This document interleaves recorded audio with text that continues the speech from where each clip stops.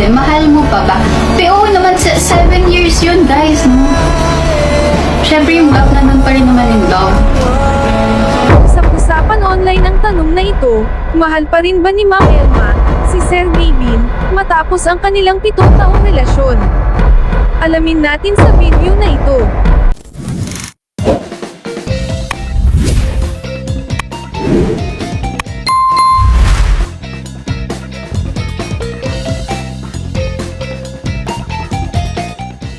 Matapos ang kanilang paghihiwalay, pinili ni Ma'am Elma ang manahimik.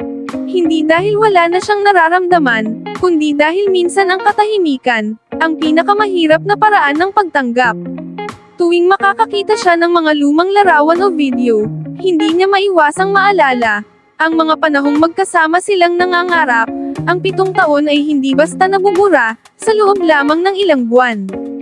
May mga netizens na nagsasabing tila mas blooming si Ma'am Elma ngayon. Para sa iba, senyales ito ng pagmamove on. Ngunit para sa iba naman, posible ring natutunan na lamang niyang ngumiti, kahit may mga alaalang nananatili. Sa kabilang banda, marami rin ang nagtatanong kung may natitira pa bang pag-asa para sa kanilang dalawa. Ngunit sa kwentong ito, mas pinili ni Ma'am Elma na unahin ang kanyang sarili.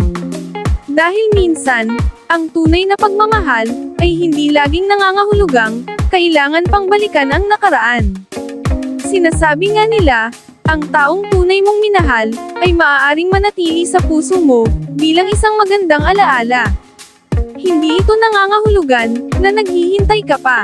Minsan, nagpapasalamat ka na lang sa mga panahong naging bahagi siya ng iyong buhay. Habang patuloy ang iba't ibang haka-haka online, walang sino man ang tunay na nakaalam kung ano ang nararamdaman ni na Ma'am Elma at Sergey Bin. Ang lahat ng ito ay nananatiling espekulasyon hanggat wala silang sariling kumpirmasyon. Marahil, ang pinakamahalagang aral sa 7 taong relasyon ay ang matutong magmahal, magpatawad, at higit sa lahat, matutong mahalin muli ang sarili. Kung sakaling may natitira mang pagmamahal, maaaring iyon ay pagmamahal na may kasamang respeto at pasasalamat sa mga alaalang kanilang pinagsamahan. At kung wala naman, hindi nito binabago ang katotohanang naging mahalagang bahagi sila ng buhay ng isa't isa sa loob ng maraming taon.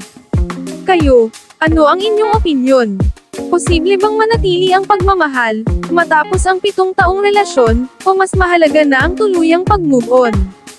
Ibahagi ang inyong saloobin sa comment section.